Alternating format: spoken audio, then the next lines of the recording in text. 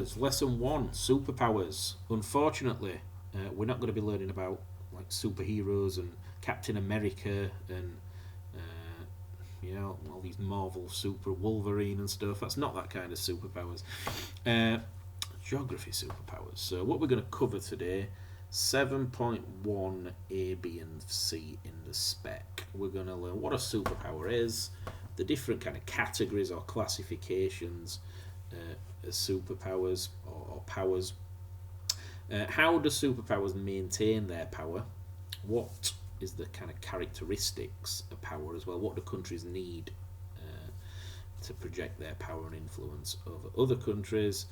I'm going to introduce this idea of like a power spectrum from hard power to soft power. Both got strengths and weaknesses. Then a little bit at the end, a bit of a history lesson on how kind of the characteristics of mechanisms for maintaining power change. All right. Oops. And we're going to critique Mackinder's theory from, I think it was 1904. Here are the key terms that you're going to learn today. Okie pokey, let's rock and roll. Right then, no messing about. What is a superpower? It is a country that can project or influence power and ideas globally. All right? It's a country that can influence other countries. How does it do that? Through economics, political power. It could be diplomacy or sanctions and threats. It could be military power or using its culture and ideologies and values. All right. Oh dear. A hyperpower or hegemon. Don't say Pokemon. A hegemon is a superpower that's basically unrivaled. So, and it's dominant in all four of these aspects of power. All right. So there can only ever be one hyperpower or one hegemon. Only one. Geopolitical, you might hear me talking, or if using that word, it's just the influence of geographical factors on other countries. It could be their foreign policy, it could be their aid policy, the trade policy. Okie dokie. Few points to jot down, as well as those key terms to kick off with, is that power, obviously, it'll take a rocket scientist to understand that it's not distributed evenly. Some countries or some nations have more power and influence over decision making than other countries. Alright? Some countries have really limited power and influence. The second important point to mention is that this power is dynamic, it's fluid, it changes. Alright? So through time, some countries lose it and some countries gain it. And just to prove that, we'll have a look. We'll do a bit of a history lesson. Right, so the world in 1 AD, when Jesus was a small boy, you can clearly see GDP as a percentage of the world's GDP. The Roman Empire, by far and away, the strongest economic power on the planet. Yep. In contrast, the United Kingdom didn't even register. Alright? Really insignificant, didn't have any economic power. Fast forward 18 to 1870, and you see the British Empire, with all its colonies across the world, has got by far the most economic power. It's completely switched. And the Roman Empire has completely disappeared. Yep, it didn't exist in 1870. So that proves that it's not static, it changes. And this second graph also backs that up. You've got the rise and fall of modern empires. Yeah. British Empire, obviously it's peaking around for God's sake. It's peaking around mid to late 1800s, and then it's all but disappeared. China's empire kind of dropped, bottomed out in the 1970s, and then it's steadily on the rise. The USA, again, just look at the graph, folks. So powers and empires aren't static. If you have a look at a map of kind of superpowers, potential superpowers, USA, China, the EU, Russia, India, Brazil. And we're going to have a look at where these fit in relative to one another in a sec when I pull up this. Oh no. Bingo. Right. So, yeah, we can put these on kind of like a geopolitical kind of pyramid, if you like. All right. So by far and away, currently, or from around about 1990 to maybe 2010, a little bit past 2010, the USA was the dominant superpower. All right. It was unrivaled in all aspects of superpower status. Yeah, so we can refer to the USA as a hegemon or a hyperpower. The band under that, the EU is quite difficult to place actually, but we can. It's pretty strong in all aspects of superpower status, which we'll look at in a minute. Globally dominant, but you know some emerging powers from this group could eventually rival the EU. Yep, remember it's not static; it's fluid. So China. Possibly Russia, Brazil. Yep. At any point, if they increase their characteristics of power status, then they can rival the EU. Your emerging powers do have some global influence, all right, on the world stage, but kind of only in certain areas. So China, for instance, is lacking in its cultural power, all right, also lacking in its political power as well, but it has the economic and the military power. So you're going to see in a minute. Regional powers are kind of important near to where they live. They have quite a limited sphere of influence. So, yeah, Japan, kind of the Western Pacific, Nigeria, Sub-Saharan Africa, Mexico in Central America. But other than that, you know, Nigeria's not got any influence really over what happens in China, for instance, or the USA. Yep. Okay. Yeah, it's worth actually drawing that. Yep. And annotating it as well. Yep. So if you need to pause it, but sketch that.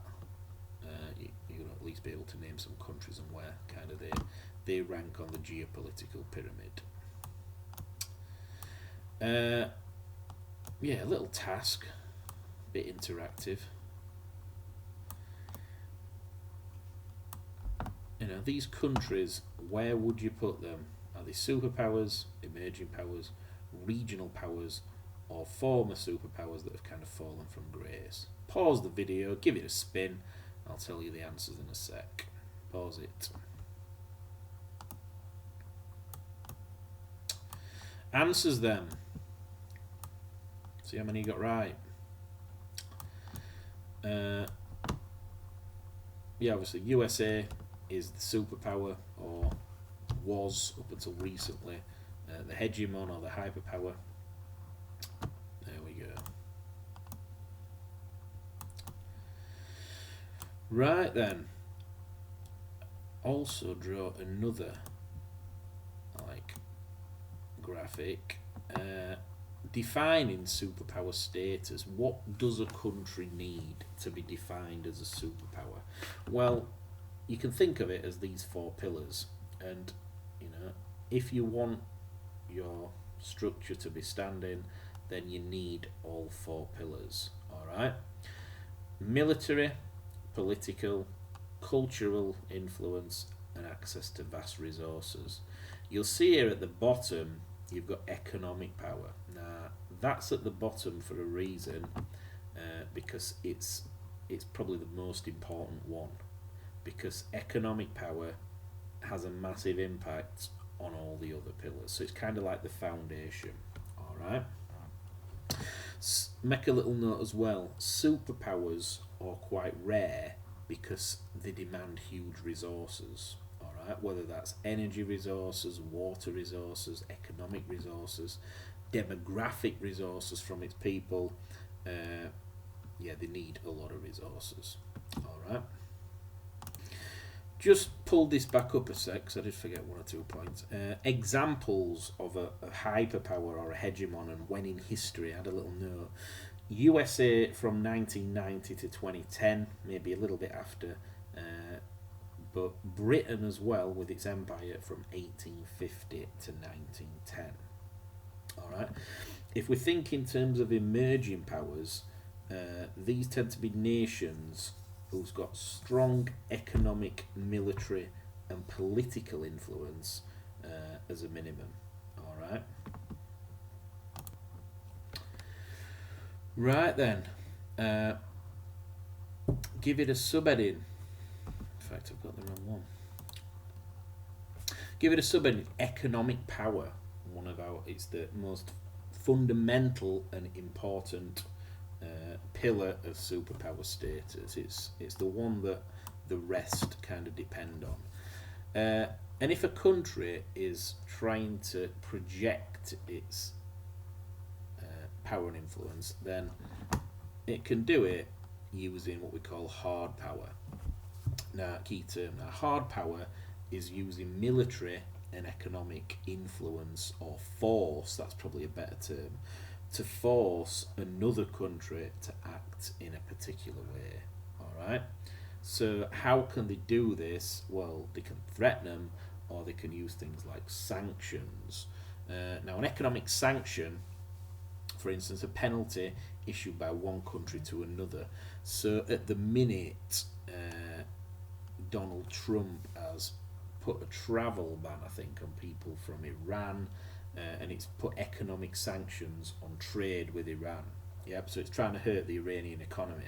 So how can they do? How do sanctions kind of take shape? Refusing to trade with another country and hurting its economy and export-led growth. Refusing foreign travel. Softer kind of sanctions, banning countries from international sport, which links into cultural power at the minute. When we get onto that in a sec. If we have a look at some facts and figures. 10 largest economies in 2015, a little bit out of date, but hey ho.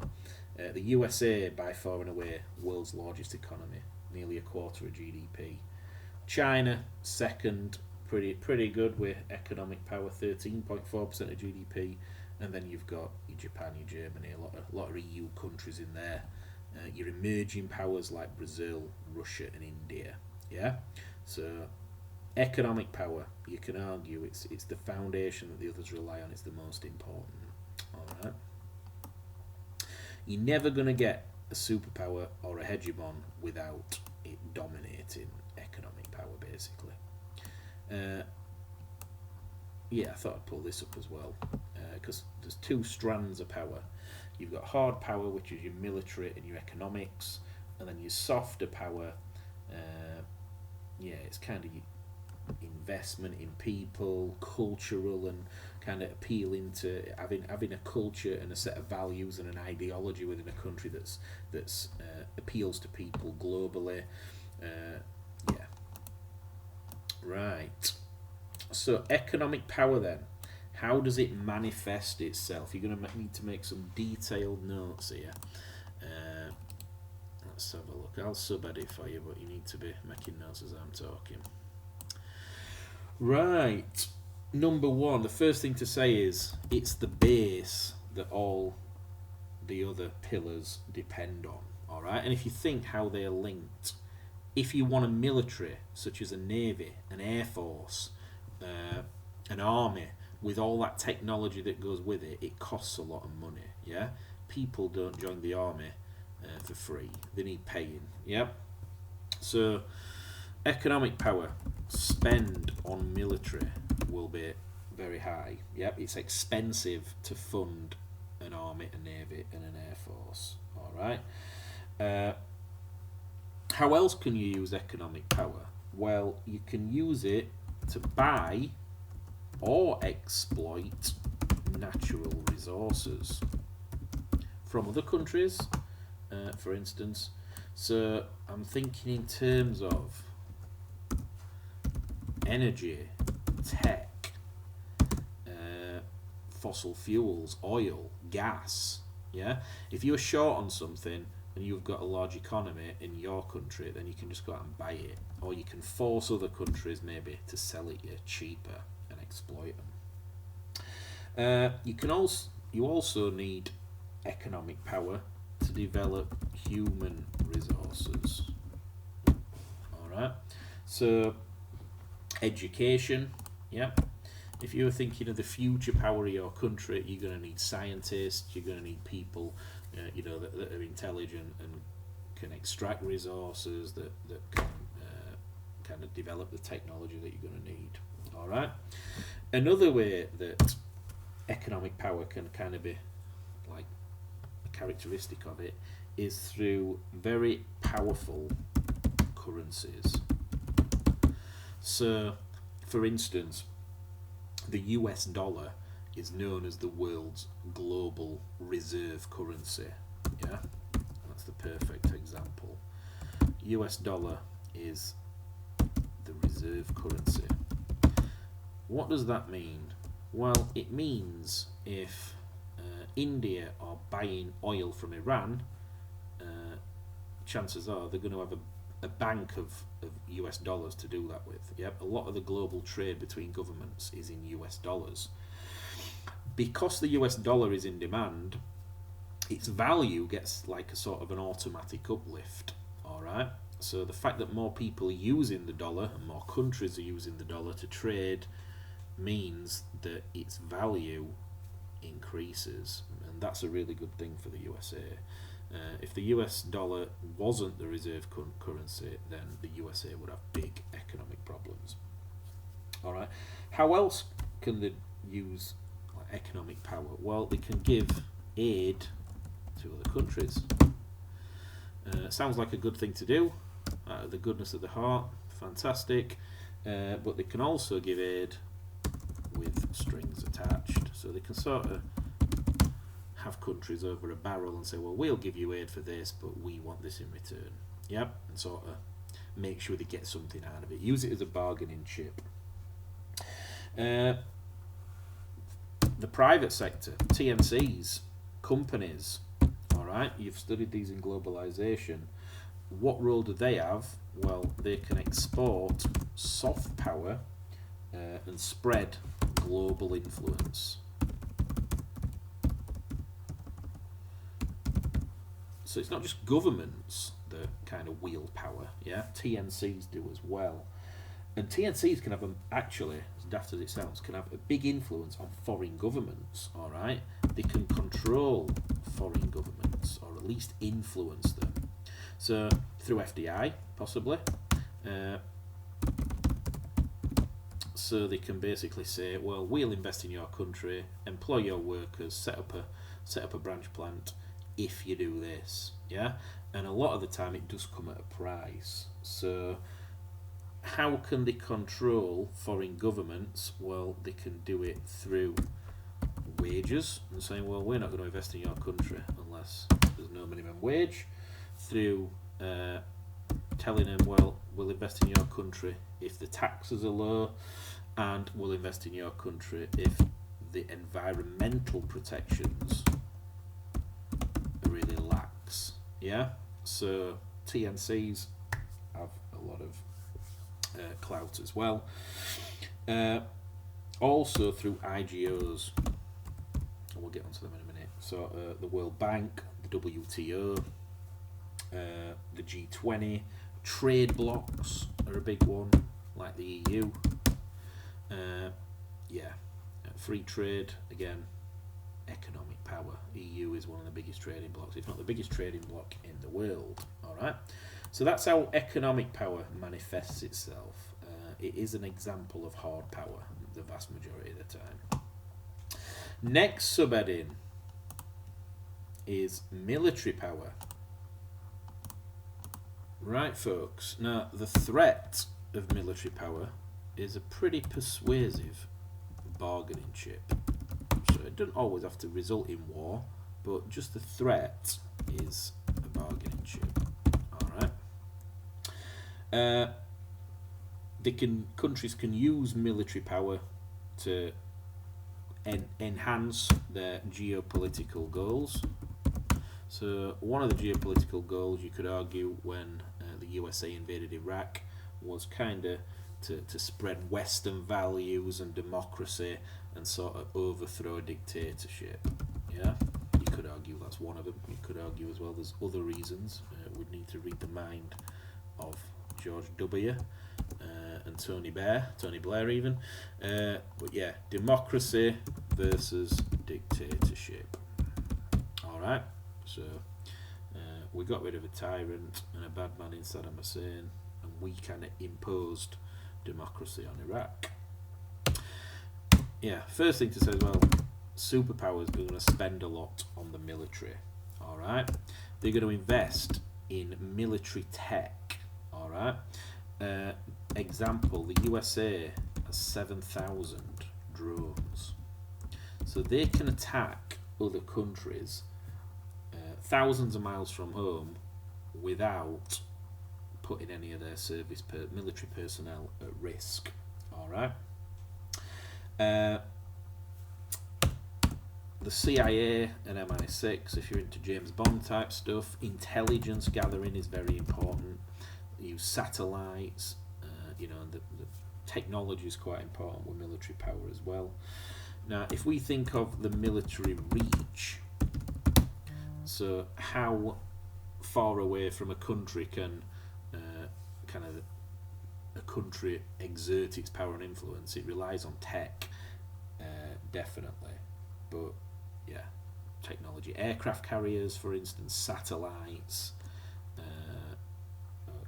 Okay. Another key term is, you obviously need an air force, but to get the air force to project its power and influence, the Blue Water Navy is significant and important. So it's a military force that can be applied in the open ocean, far away from the home country. Yeah, the USA, for instance, got lots and lots of aircraft carriers, so it can sort of project its air power out at the other side of the world. Yeah. What can the Blue Water Navy do? It can protect trade routes, and it can also engage in combat if it has to. Yeah. Another way military reach can be kind of extended without putting service personnel at risk is through a proxy war. Now, a proxy war is where two countries maybe have got competing interests. So we'll take the USA and Russia, for instance. And it'd be a bad idea if they went to war with each other, yeah? Because they're both superpowers or emerging powers. But what they can do is they can use other countries or factions or groups and back them, right? And a perfect example is in Syria, all right, where the USA backed the Syrian rebels to try and overthrow President Assad. And then Russia said, well, we know what you're doing. This is out of order. You should stay out of it. We're going to back President Assad. So what you get is, you get USA and Russia sort of using Assad and the rebels as their kind of chess pieces in that part of the world. Yep. How do they do it? They provide weapons, they give them money to pay the armies, they give them intelligence possibly, and aid in the form of weapons, food, what have you, and sort of fund another country's army. If we have a look at a few examples, if we think of China's military reach, it's not that brilliant. I mean, China's trying to take control of the South China Sea. So South China Sea, major kind of shipping route, and they're trying to kind of take control of that region. Yep. Okay, your next pillar, political power. So how can countries project their power and influence using politics, if you like? Well, they can use IGOs. Alright.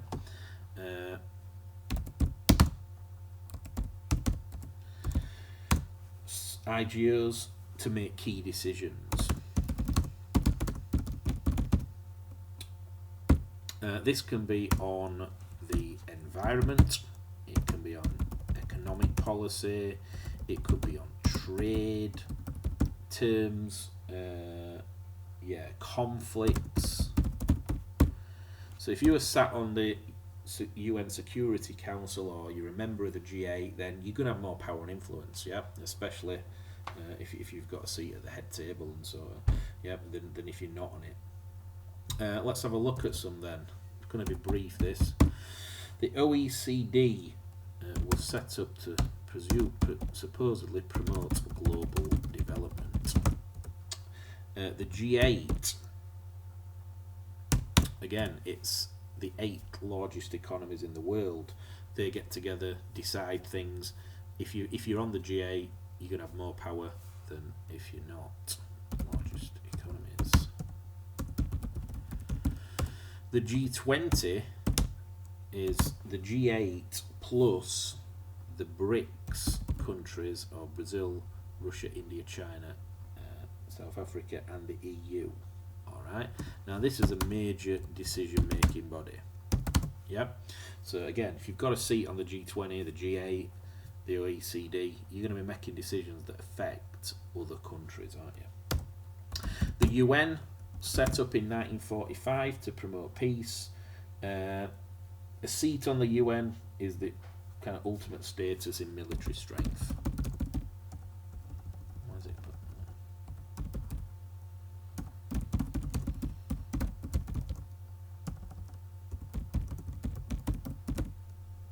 I can't even spell. Yep, again, you've got a seat on the UN. And then finally, you've got the IMF and the World Bank. Alright. Now, you could argue that IGOs are really good. So on the one hand, if you're going to evaluate them, alright, put a little positive mark. The IMF and the World Bank, on the face of it, they provide money for post-war rebuilding. Alright, so it sounds all good.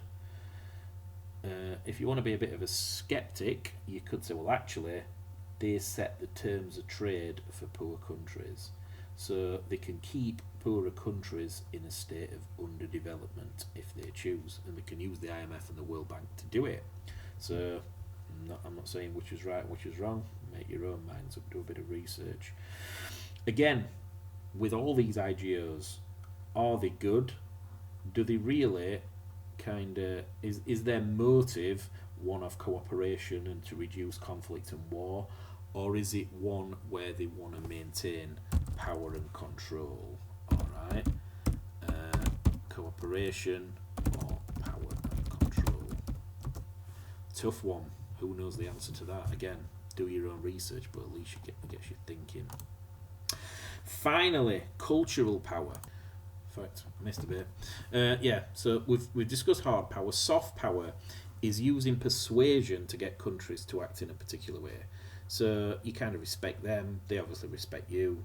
You appeal to them, and it involves diplomacy and persuasion rather than threats of military and economic sanctions, for instance. Smart power is a combination of the two, and quite a few academics believe that kind of a mixture of hard and soft power is the most effective. All right. Cultural power, then, it's a form of soft power. It's appealing way of life, values, and ideology to others. All right. So, for instance, Western democracy, Western consumerism, capitalism, the freedoms that we experience in the Western world, quite popular. Yep, especially in countries where people are oppressed for a range of different reasons. How does it manifest itself? Through arts, films, fashion, Western culture and fashion, TNCs as well. Again, economic power and cultural power are linked. Food, sport.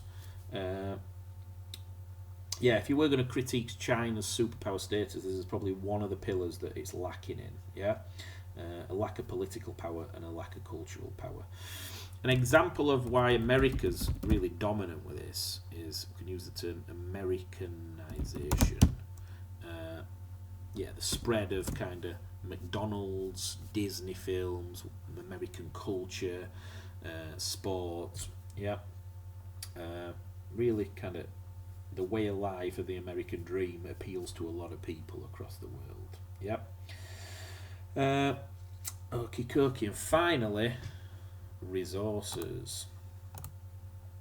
Right then. Right, I said at the start of the video, kind of the reason why superpowers or hyperpower is really rare is because you need a lot of resources. Alright. Now, resources can be kind of raw materials, energy, water, food, but they can also be people as well. Alright, so again, people as a resource, how can they be beneficial? Well, they can provide a workforce to boost the economy. So the economy and resources are linked as well. They might, depending on the government, provide a source of cheap labour to boost the economy. Other governments might import foreign workers. If you've got a population that's not really big and you want to boost the economy, then you're going to have a policy where you attract migrants to come in your country and work maybe for lower prices. Alright. They provide large consumer markets. So again, if you're a government trying to set up a trade deal, and like the UK, you're the 5th, 6th largest economy in the world, you've got quite a bit of a bargaining chip, because you can let other countries and TNCs have access to your large market. Alright. Other key players, oil producing countries have a lot of power over resources because they set the price of oil. Now, oil is very important. It doesn't just kind of provide the energy for us homes, etc. You could argue it fuels the transport needed for the economy. All range of things. Yeah. And OPEC set the price. Alright. Russia, an example, it's got an abundant supply of gas. The Middle East, again, with its oil, really rich in non-renewable fossil fuels. Alright. Now, if you think how you can use resources as a bit of a leverage, if you like. Few examples. If you take Nigeria doesn't really see many benefits from its vast oil reserves because it's controlled by TNCs. Alright, so the Nigerian government have allowed Shell, BP, to actually come and extract the oil, and they've come to a bit of a deal. Does Nigeria as a country see the benefits of that? Exporting? Probably not. And other examples, Australia as well with its iron ore. It exports it to China. China does something with it and adds value and uses it to make products and sell them on for a higher price. So Australia is exporting a lot of iron ore for not a lot of money. Right then. So they're all your 4 or 5 pillars of superpower status. There's 4 pillars plus the economic one, which is the most important, remember, because it links and supports all the others. Last bit, Mackinder's Heartland theory. And we need to go back in time. It's going to be about 2 minutes, this. So, a bit of a history lesson. In the past, I'm talking when the British Empire was at its height, 1850s, 1920s,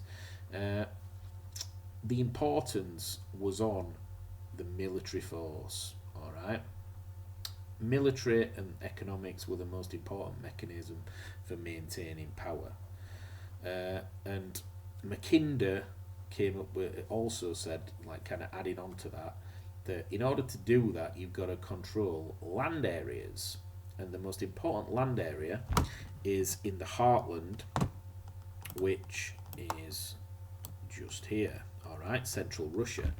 So he said, if you control the heartland, you control the world. Alright, That was basically the gist of his theory, because Russia's the largest landmass. It contains a lot of vast resources from timber to gas. So control the heartland, Russia, and in Asia, and you control the world. All right. Now that affected the thinking at the time. All right, and it was really influential. So what effect did it have? His theory. Well, it persuaded the USA, the UK, and European countries that kind of Russia was a threat and it needed containing, and that it had a lot of physical resources, and it could really be a superpower and dominate if we weren't careful. So this theory might come in of relevance later in the course. Yeah. Today, however, it's deemed a bit old-fashioned. Why is it old-fashioned? Well, modern military technology kind of scuppers a lot of that argument. Yeah, you've got drones, you've got aircraft carriers with your blue water navy.